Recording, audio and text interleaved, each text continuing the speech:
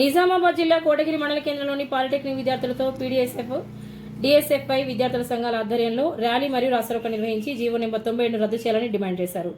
ఈ సందర్భంగా పీడీఎస్ఎఫ్ నాయకులు మాట్లాడారు. ఈ కార్యక్రమంలో రాష్ట్ర ప్రధాన కార్యదర్శి ఎన్ బాలరాజు, డిఎస్ఎఫ్ఐ జిల్లా అధ్యక్షులు జీవన్ రాథోడ్, పీడీఎస్ఎఫ్ జిల్లా నాయకులు సాయి కుమార్, డివిజన్ నాయకులు ఉదయ్ జాదవ్, ప్రణయ్, సామాజిక సేవా కార్యకర్త తోట శ్రీకాంత్, విద్యార్థులు తదితరులు పాల్గొన్నారు.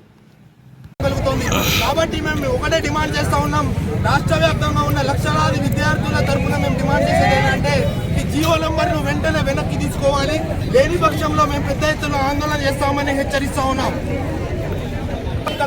జరుగుతున్నటువంటి ఆందోళనలో లక్షలాది మంది విద్యార్థులు, పాలిటెక్నిక్ విద్యార్థులు గత 3-4 రోజుల నుండి రోడ్డెక్కుతా ఉన్నారు. ఈ రోజు పాలిటెక్నిక్ విద్యార్థులకు అన్యాయం జరిగే విధంగా ఈ రాష్ట్ర ప్రభుత్వం జీవో నెంబర్ 97ని ముందుకు తీసుకొచ్చి విద్యార్థుల హక్కుల్ని హరించే విధంగా ఈ రోజు రాష్ట్ర ప్రభుత్వం ఈ రోజు జీవో నెంబర్ 97ని ముందుకు తీసుకొచ్చింది. కాబట్టి ఈ నిర్ణయాన్ని వెంటనే వెనక్కి తీసుకోవాలి. పాలిసెట్ని సపరేట్ కేటగిరీని చూడాలి. శక్తి ప్రోగ్రాంలు కలపకూడదు. ఐటీఐతో సమానంగా చూడకూడదు. వీళ్ళు టెక్నికల్ విద్యార్థులు ఈ 3 ఏళ్ల కోర్సు చాలా టెక్నికల్గా చదువుకుంటూ ఉంటారు. వీళ్ళకి స్పెషల్ కేటగిరీని చూడాలని చెప్పేసి ఈరోజు పీడీఎస్ఎఫ్, డిఎస్ఎఫ్ఐ విద్యార్థి సంఘాల ఆధ్వర్యంలో ఈ నిజామాబాద్ జిల్లా కోటగిరి పాలిటెక్నిక్ విద్యార్థులతో ర్యాలీగా వచ్చి ఈరోజు ఈ అంబేద్కర్ చౌరస్తాలో రాస్తారోకో చేయడం జరిగింది. కాబట్టి ఈరోజు రేవంత్ రెడ్డి సర్కార్కు ఒకటే విజ్ఞప్తి చేస్తూ ఉన్నాం.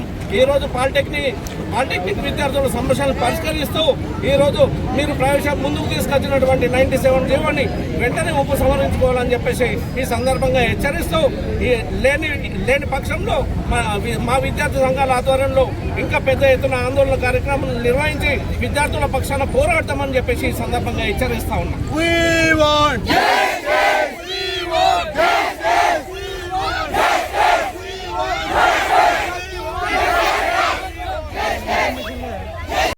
పాలిటెక్నిక్ ముద్దు అనేటటువంటి నినాదంతో ఈరోజు విద్యార్థులు కదం తొక్కుతా ఉన్నారు.